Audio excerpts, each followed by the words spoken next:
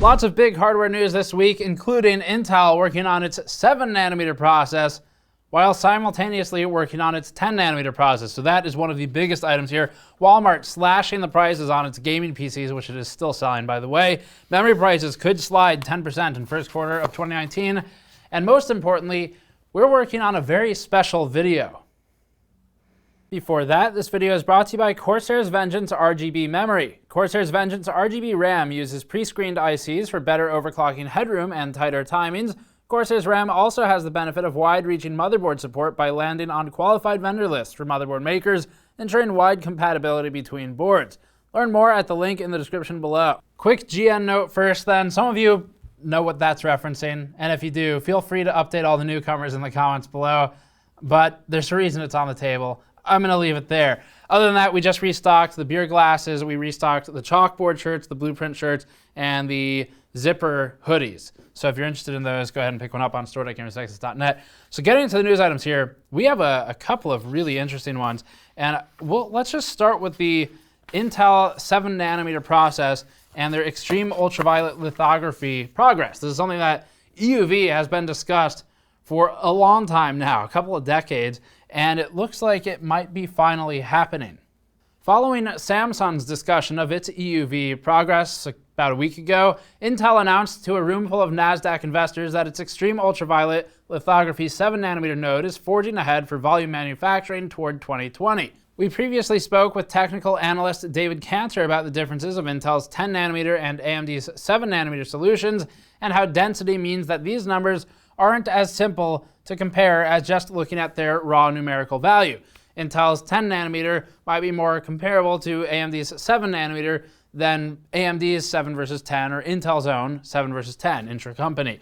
Intel has used deep ultraviolet, or DUV, for its pseudo-real 10nm process. Pseudo-real because it only really exists in one primary form presently, and that form is an ultra low power, low end Skylake rehash known as Cannon Lake. Intel remarked that its DUV and EUV teams are separate when speaking with the room full of NASDAQ investors, and this is something that Anantech picked up on, further stating that the teams worked on developing their products simultaneously and one is not replacing the other. The in between the lines bit there is that 10nm will still kind of exist in some form, as we'll see later in this news show actually. Intel has to do a few things here to continue moving forward with its progress on 7nm and EUV, and one of the major things that Intel has to do is retrofit its Arizona Fab 42. Fab 42 has been around a little while now, but the 7nm node production needs some new tools, and so that fab will get updated accordingly. And other than that, the biggest news item here is that Intel is projecting a doubling in density as it moves forward with this new production. So 10nm exists in some limited form right now, but it looks like they're kind of setting their sights on 7nm for the big gains, and that is maybe some production 2019, but you're looking at volume production 2020, 2021, somewhere in that estimate. So 2020 plus or minus 1 is basically where we're at. Not even really 1, it's more like plus 1, maybe minus 0.1 or something to that effect. So big news for Intel there. Next one, Walmart slashing prices on the gaming PCs. Now you might have heard of these, but if you haven't, there's a Walmart gaming PC, and just to address some confusion here potentially, it is actually a Walmart product. So it's not like saying a Dell, iPower, HP, CyberPower PC that's in Walmart being sold by them. Walmart worked with Esports Arena to develop this product. And so the Walmart overpowered PCs, if you haven't heard enough about them at this point, have been dropped in price. Just really driving in the dagger on how much we got ripped off on the deal. We are working that out though. We're going to get it swapped, so don't worry about us. But if you haven't bought one yet and you feel like a contrarian and you do want to pick one up, you can now buy the DTW1, which this, well, was, for $1,000, and it was originally $1,400. You can buy the DTW3, which is what we officially paid for, now for $1,600 or thereabouts, where it was originally $2,000, and after taxes, $2,251 for us. Big jumps there in price. So contrary also, while we're on the topic, to earlier reports this week, Walmart did not cease sales of this product due to bad publicity. In fact, Walmart took down the pages temporarily so that they could adjust some values, one of those being the price. Other values that were incorrect included advertising the product as having 2400 gigahertz memory. Not sure, well, the support team also kind of confirmed that one by replying to a comment on the overpowered PC listing that said something like, wow, 2400 gigahertz, that's really good. And then the representative said, yes, we try to build the best PCs possible. So I think that mistake was potentially lost on them. But it's been updated. The prices have been slashed, which is huge. And they are not EOL, as was reported earlier this week or late last week, something like that. Next up, memory prices.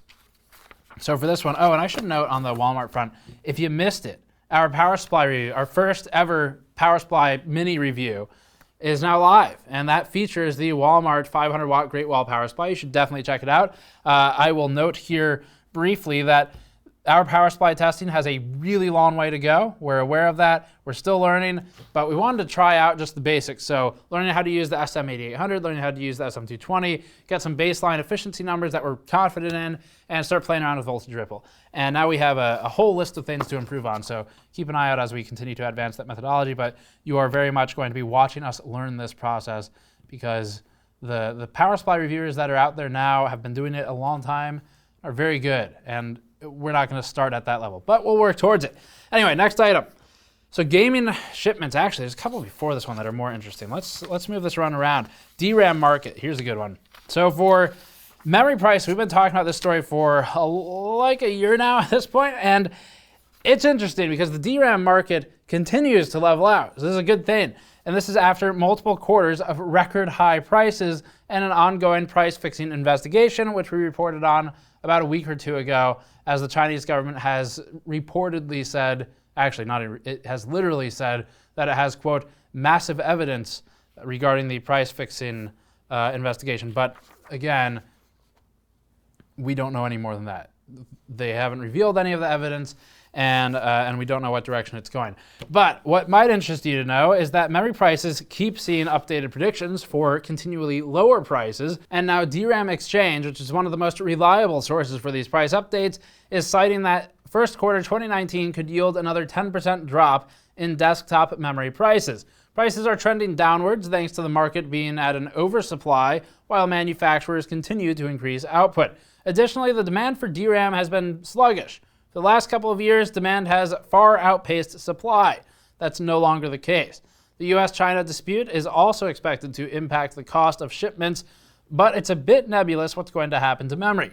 As it stands in the update we looked at in about October, the price of memory was not supposed to be impacted by tariffs. It was one of the few electronic items that would dodge those new US tariffs, and of course, whether that impacts you or not somewhat depends on which continent you're in. If you're in Canada, you might still be affected depending on where the product comes into port. But DRAM was not on the list initially. We're not sure where that stands today because that's been updated recently. So we'll see what happens in 2019, but right now it's looking a bit better. And you can check one of our previous news items for plenty of other discussion on this topic. In fact, if you go back in time, you can firmly see the mood of the comments and of me presenting going about like that as people talk about whether the price is going down or up again. Intel debuting 10 nanometers. Wait, what? We just talked about 7 nanometers. Well, Intel's got its 10 nanometer stuff still in production. DUV and EUV teams were working in tandem with one another. And for the 10 nanometer stuff here, so Crimson Canyon, Nooks, the next unit computing, next unit of computing.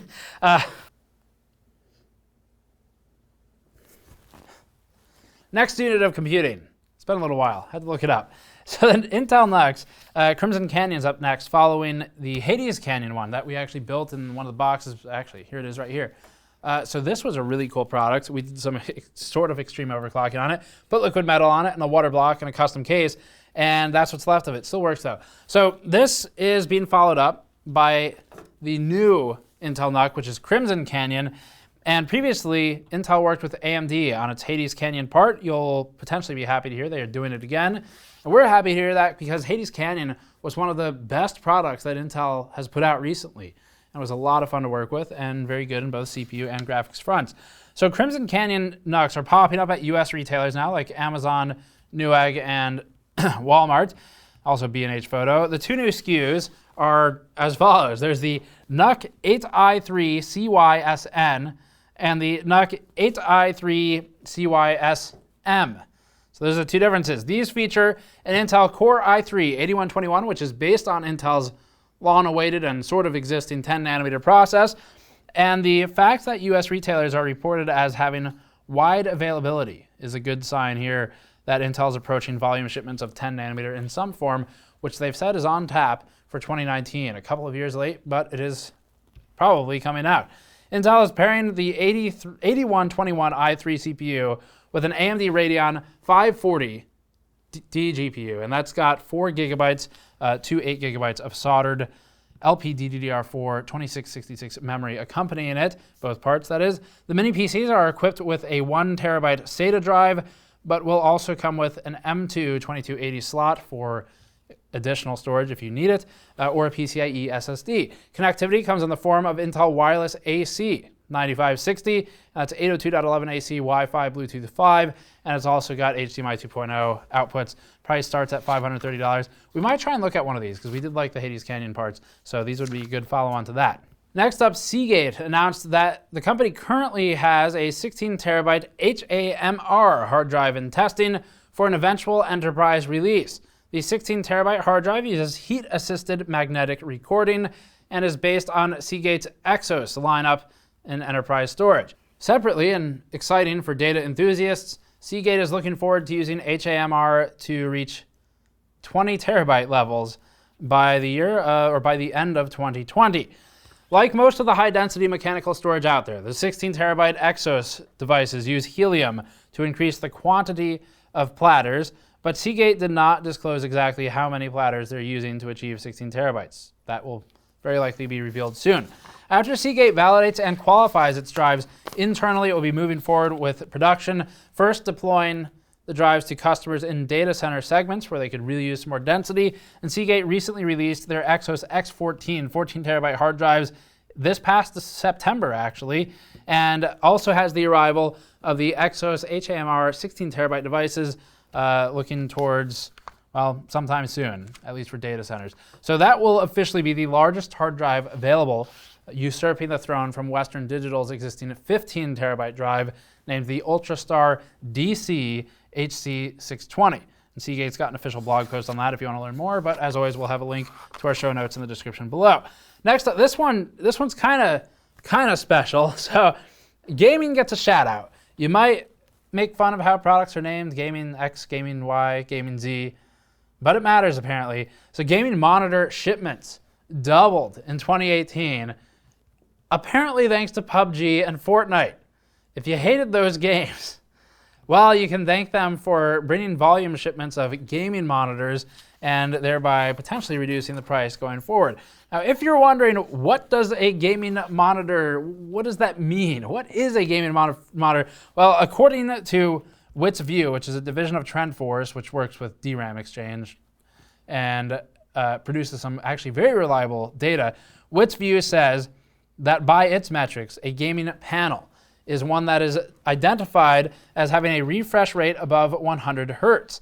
And Wits View previously reported that gaming monitors would exceed sales of 5.1 million units in 2018, an annual growth of 100% year over year. According to the report recently, games like PUBG and Fortnite have spurred new momentum within the PC gaming sector. This is particularly true in Asia, where internet cafes have purchased new 144 Hz monitors en masse, like in China. Additionally, curved gaming monitors are seeing an uptick to 50% market share, led mostly by demand from China, once again. The report also suggests that the popularity of games like PUBG and Fortnite are making high refresh rate monitors more appealing to, quote, common players. You might call them the dailies or the normies if you prefer. And this is largely thanks to these Battle Royale games. So a lot of the products that heretofore were considered normal are now being slapped with gaming labels, of course. And looking at the jump here in sales, it's actually a good thing for the industry, especially for those of us who might be interested in purchasing more of those things in the future, because with volume comes a reduction in price. And then finally here, we're not going to give this one too much attention because it's old news by the time this video goes up. But of course, the Titan RTX was announced. It was announced sort of right in between our news cycles. But it's $2,500 card. We are actually, that isn't one. But we were not sure if we would buy one or what the plan is currently. We're going to wait and see what happens on the sampling side. And in case there's any confusion, NVIDIA, that's not a Titan RTX. It's a Titan V. So you can feel free to send one along for review. But if they don't, we'll get one. And that should be fun to work on. So keep an eye out for our coverage of that in the future at some point. If you didn't already know, Titan RTX recycles the TU102 silicon used in the 2080 Ti. In our 2080 Ti review, we talked about the potential of that silicon and how, just like with pretty much any GPU that comes out, it's not the true big GPU. It's not the true big Turing part. It's damn big, but it doesn't have every single SM enabled. There's a bit more there that you can get with Turing, including some more memory, as is evidenced by 24 gigabytes of GDDR6 for memory on the Titan RTX. And that is enabled by adding the additional 1 memory controller. So RTX 2080 Ti has 11 memory controllers, and the Titan card will have all 12 of them and higher density modules apparently. So that's what you get there. It's got 4608 CUDA cores, 576 tensor cores, stuff we reported on in the past when 2080 Ti launched. Although we didn't have firm confirmation that there would be a Titan, we more or less speculated that it would happen with those specs, and here they are. So we'll look at it once we get a chance. Otherwise, as always, subscribe for more, and you can pick up one of our shirts. We just recently restocked, or the GN Blue beer glass with a gold rim on it. So check the store.gamersnexus.net for more of that. Subscribe for more. Patreon.com/gamersnexus helps out directly there as well. And I'll see you all next time.